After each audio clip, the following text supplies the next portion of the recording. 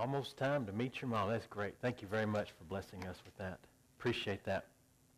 If you're a guest here this morning, we're glad you're with us. It is an honor for you to be here, and so we're excited. Hope you receive a blessing, that you've already received a blessing from the service as well, that you continue to as we go on. But if you want to, you can go ahead and turn your Bible to Proverbs 31. In today's society, it's fashionable to cohabitate together.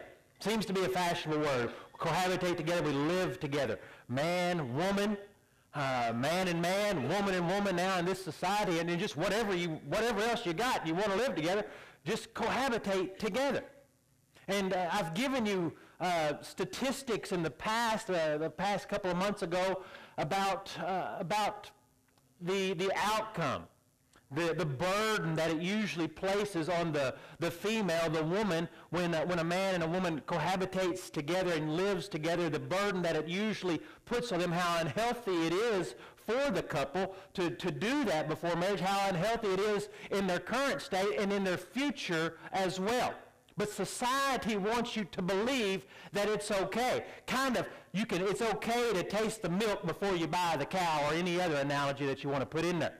That's what the world, it's what society tells you, that it's okay to do. It's acceptable today to do that. Society wants you to tell you that that two dads can raise a child as good as a mom and a real dad can. Society wants you to believe all that. But a mother cannot be replaced in a home. A mother can leave a legacy to the children. A mother can leave a godly woman in the home, cannot be replaced, whether she's a mother or not. There's no replacing it. She can leave a legacy on that family, on her spouse, on her husband, that will influence them even after she's gone. That influence will remain. So if you're not sure about all that, and you choose to believe what society says and what they say is truth, then let's look at the book of truth and see what it has to say about mothers, see what it has to say about godly women, and the impact that they leave, the influence that they have over the home.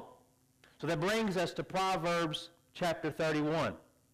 I'm not really sure that I've ever used Proverbs 31 as a sermon before. It seems to be a daunting chapter. It seems to be a chapter that no woman could ever live up to, so therefore why even bring it to us who can't live up to that standard? But let's see what the Word has for us today. Let's look at verse 1. The words of King Lemuel, the oracle which his mother taught him. King Lemuel. Who wrote Proverbs 31? Most would say it was Solomon. Most conservative scholars would say that Solomon wrote Proverbs 31. So who is this king that is referenced here in verse 1? His name means, Lemuel means, belonging to God. Now, most conservative scholars would go on to say that this King Lemuel is a pet name that Bathsheba had for her son, Solomon. So these are even her words that Solomon, referenced here as King Lemuel, writes down. The words of King Lemuel, Solomon, the oracle which his mother has taught him. So these are Bathsheba's words. They have been passed down to her son now.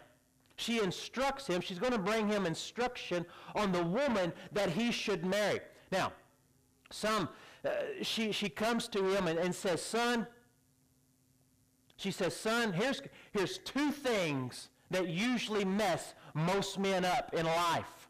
She says, son, I want to give you two quick points here that mess most men up, that most men have struggles with in life, and that's wine and women. She brings that to him. Solomon, this is where most men have troubles in life, and that's with wine and women. She tells him that verse 2 through 9. she goes in and explains this. Verse 4, she says, look, look at this. It's not for kings, O Lemuel. It's not for kings to drink wine or for rulers to desire strong drink. She says, look, you're a king. You're going to have to do something different. You're going to have to be better. You're going to have this sober mind about you. You're going to have a clear thought about you. Solomon, you can't be drunk all the time and expect to rule the people. Solomon, you don't have to have a beer summit to sit down and talk to other leaders, to other people in your kingdom. It's not needed. Verse 5. For they will drink and forget what's decreed and pervert the rights of all the afflicted. She says, look, if you get drunk, Solomon, you're going to forget what the law is. And I thought about that. I thought, well, that sounds a lot like Congress today. Every time they're in session, they must be drunk because what comes out of there sure appears that way. So she says, look, Solomon, if you give in to this strong wine, if you give in to this liquor, you're going to forget what law you passed. And there's a need for this. She said there's some afflicted people that need to hear. She says you can't get drunk because of verse 8. You need to open your mouth for the mute, for the rights of all the unfortunate. She says you've got to speak for the people that can't speak. You've got to speak for the ones that don't have a voice. You've got to speak for the unborn. You have to speak for the ones that have been cast out of society. You've got to speak for the ones that can't stand up for themselves. You've got to speak for the persecuted. You've got to speak for the afflicted. You've got to speak for the wounded. You've got to speak for those that come back from battles and wars and they're injured and they need help. You got to speak for the disabled. You can't give in to strong drink and expect to remember all the laws. You've got to have a sober mind, Solomon. I'm going to warn you about the women. I'm going to warn you about the wine. We need a strong leader, Solomon. We need somebody that stands up, that speaks for those who don't have a voice of their own. Verse 9. She says, you need to open your mouth. Judge righteously. She says it doesn't matter what society says. It doesn't matter what kind of flare-up there is. It doesn't matter what kind of what the media says. It doesn't matter what kind of spin is put on something, Solomon. You have to judge righteously and defend the rights of the afflicted and needy. Solomon, when there's a riot going on, we need somebody with some wisdom. Solomon, you can't give in to this stuff. This is his mother speaking to him now. This is the words of a godly woman. This is the words of a righteous lady coming and giving advice to her child. She says, look, when there's a riot going on, when something breaks out, when there's trouble in the street, you got to have your wits about you. You've got to understand how to rule, how to judge, because there's some afflicted people. There's needy people out there. And Solomon, if you're boozing it up and you're running around, you're not going to know how to meet their needs. So that's the first thing she talks about. And she gives a description of the woman that he should marry. She talks about how godly women stabilize the family. Not just mothers, but godly women in the family, how they will stabilize that family. A family depends on a godly woman in the home. No matter if you have children or not, a nation depends on grounded families, and a family depends on godly women. The more godly women we have in the home, the stronger our nation will be. Verse 10. She gives this description of this woman. An excellent wife who can find? For her worth is far above jewels. She tells Solomon, look, this woman is far beyond any treasure you've ever possessed, any treasure you've ever seen. An excellent wife who can find? Her worth is far above all of your possession. Solomon had more money than anybody ever in the world. He had so much, nobody rivaled Solomon in what he possessed. Silver, gold meant nothing to him. Jewels really meant nothing to him. I can't imagine the storeroom that he possessed, that was in his possession. Silver was so common in everyday society in that time that I've seen people before, they drop a penny and they don't even bother to pick it up. Silver was there was so much silver in that time, if they had it, they just threw it to the side of the road. They just cast it away.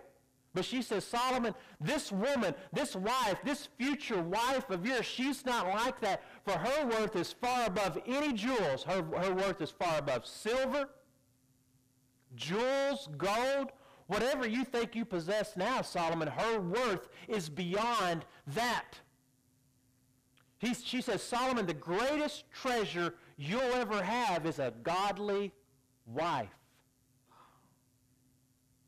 The greatest treasure you'll ever have is a godly wife. It's not Super Bowl tickets. It's not tickets to the NCAA championships if the Cats ever get back there. That's not the greatest possession you'll ever have. The greatest possession you can ever have is that of a godly wife. She says, Solomon, a good wife is worth more than you have or will ever have. Verse 11 and 12. The heart of her husband trusts her, and he will have no lack of gain. She does him good and not evil all the days of her life. This lady can be trusted. So if this is an example of who can be trusted, then what's an example of who can't be trusted? How can we identify the one that Solomon, that you don't need to be joined to? How can we identify that? Who cannot be trusted? Chapter 30, one page over maybe. Proverbs 30, verse 21 through 23. Under 3 things the earth quakes, and under 4 it cannot bear up. Under a slave when he becomes king. Now, there is one account of that in history, in the Bible here, where from one person has gone, I believe it was Felix, went from being a slave all the way to a governor, the equivalent of a king at that time. And he was a ruthless man. It says, under this, the world cannot stand under that. Verse 22, when a slave becomes king, and a fool when he is satisfied with food. And the third thing, under an unloved woman when she gets a husband. Now that unloved means hated. She can't be trusted. You can't leave her alone at home. You can't let her go out. She can't be trusted. She can't be trusted with the finances, with the books, with the money. She can't be trusted by herself in any aspect of life. She can't be trusted. He says the world can't stand under this, under an unloved woman when she gets a husband. So Bathsheba says, Solomon, you need a woman who can be trusted with anything, one who does you good, has no evil intent in her mind, but she makes you a better person. She says this Proverbs 31 woman, she can be trusted. Solomon, you can rest assured that she will be okay. Bathsheba says the woman you find better be trustworthy. The woman you find, you better be able to know that when you walk out of the house, when she goes off to work, that there will be trust. That you don't have to worry about what she's doing when she's not in your sight. Verse 13 and 14. Bathsheba says, if you find a woman, if you marry a woman like that can't be trusted, not only will today be bad, but it's going to affect your future as well.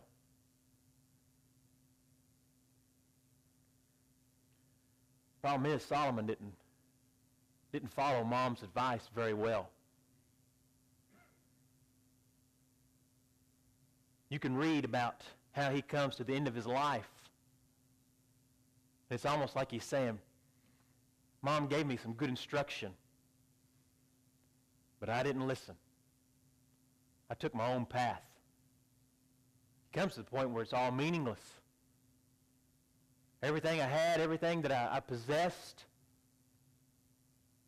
You have a godly woman in the house, whether it's a mom or your wife. She has discernment on things of the world, and you choose to ignore it.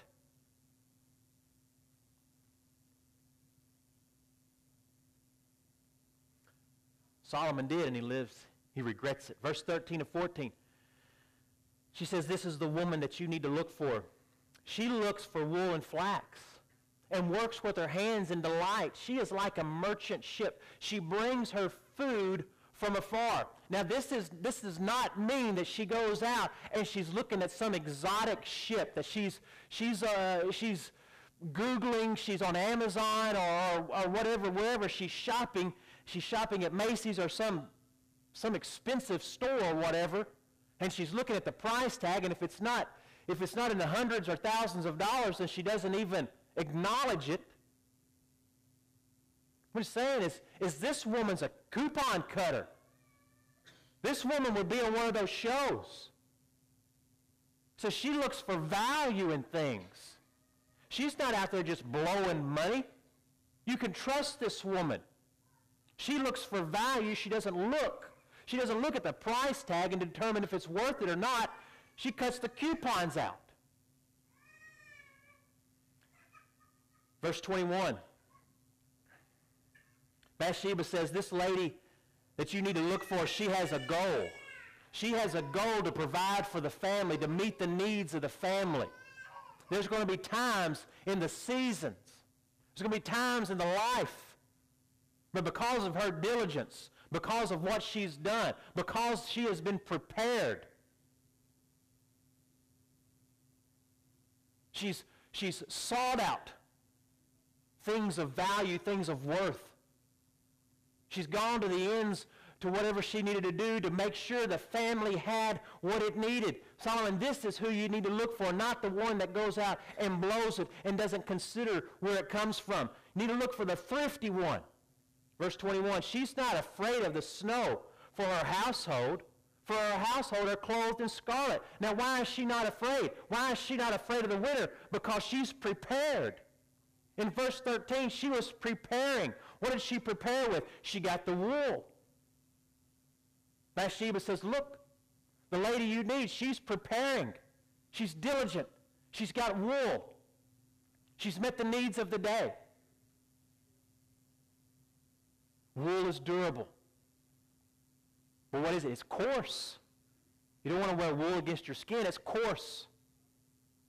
So she finds something soft to go against the skin, to go against the skin and the wool, to separate it, so that they'll be prepared for the winter. Now look what she clothes herself in, verse 17. She girds herself with strength and makes her arms strong. Verse 22. She makes coverings for herself. Her clothing is fine linen and purple. Verse 25, she clothes herself in this. Strength and dignity are her clothing, and she smiles at the future. Now I read that and I thought, if this is you, if you have dignity at your life, then you can smile at tomorrow because you're a godly person.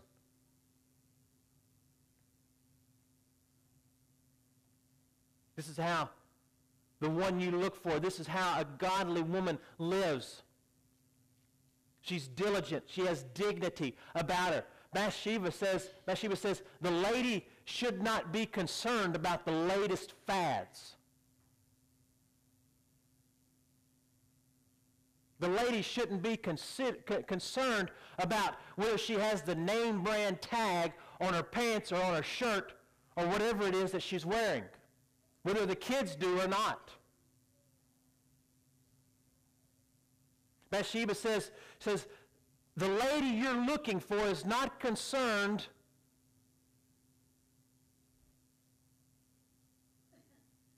the lady you're looking for, she's not the mom, she's not the one that's going to dress her children, her daughter up to look like a prostitute.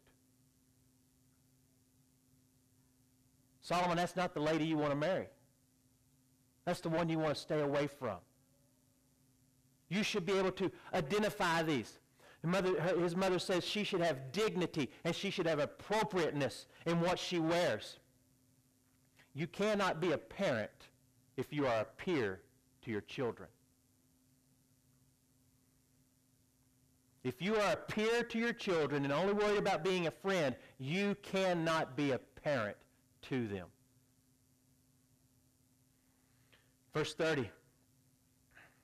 This woman was able to do all of this because she had a relationship with God. She was a righteous, a God-fearing lady. Solomon, the lady you marry needs to be an example of this. Charm is deceitful and beauty is vain, but a woman who fears the Lord, she shall be praised. Every teenager and eligible person should write that on their mirror. Charm is deceitful and beauty is vain, but a woman who fears the Lord shall be praised. You want to bring praise to your household? It's not the beauty, it's not the vanity that you're looking for. Society has sold you that. The world, the media, Hollywood tells you, for you to be secure, you must be vain, you must have this beauty about you. Solomon writes, the woman who fears the Lord is the one to be praised. Not the one that looks like a Kardashian.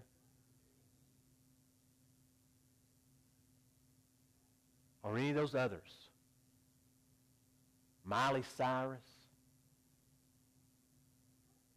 The woman who fears the Lord, she is the one who shall be praised. She says, Solomon, when you're looking for a wife, don't look at makeup. Don't look at the clothing that she's wearing. Look at what is built inside of her. Look at what is underneath in her. Does she love the Lord? That is what you look for. Then notice verse 28. When she has this, notice, when she is the woman who fears the Lord, when she receives the praise, verse 28, her children rise up and bless her. Her husband also, he praises her. That's the secret of your success. That's the secret of the success, Solomon. When you have a lady who fears the Lord, when you have a lady who fears the Lord, she shall be praised. The children rise up and bless her. The husband himself will rise up and praise her. Solomon, that's who you look for. That's the secret for success in the family. This is tough. Proverbs 31 isn't. You think about it and you think it's overwhelming. How can I match this? How can I equate to this woman, this standard that is set up? It's tough to bring you. I'm just bringing you one message, but hey, in June, don't worry, I'm going to bring 3 or 4 to the men.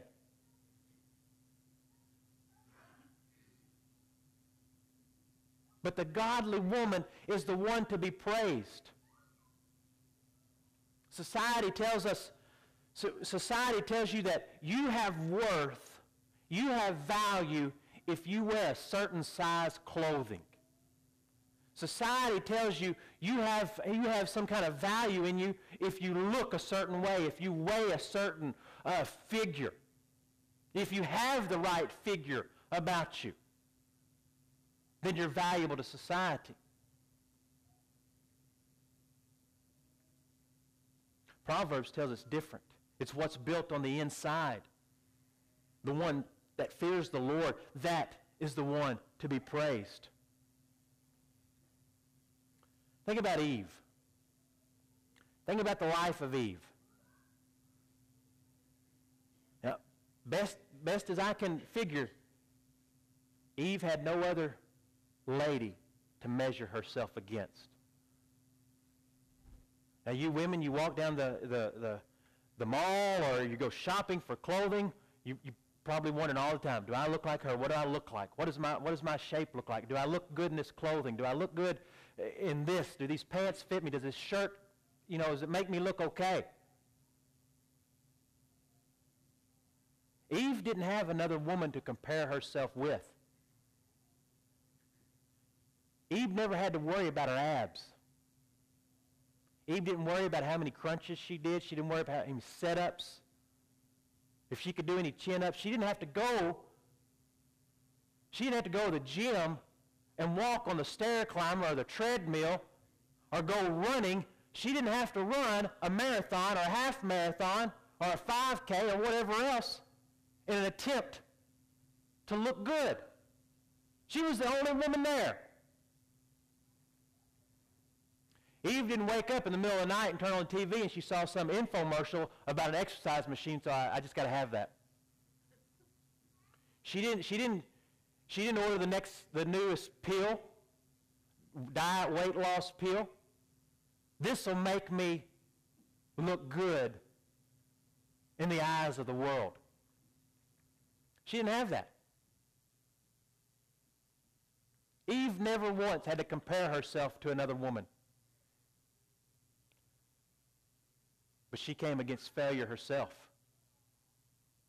After the fall, they had children. After they had children, death entered the world. Her child killed one of her other children. Eve had to think, I am a failure at being a mother. I failed my family. I failed my husband. I failed my children. One of them is dead. I'm the first and I'm the worst. There will be no other mother as bad as me. There will be no other woman. There will be no other wife as bad as me. You ever been there? You ever felt like the worst? You ever felt like a failure in the house? You didn't do enough for the kids. You didn't do enough for your spouse. You came up short. You didn't make it to every ball game, or you didn't make it to every recital or music thing that the school program that they went to.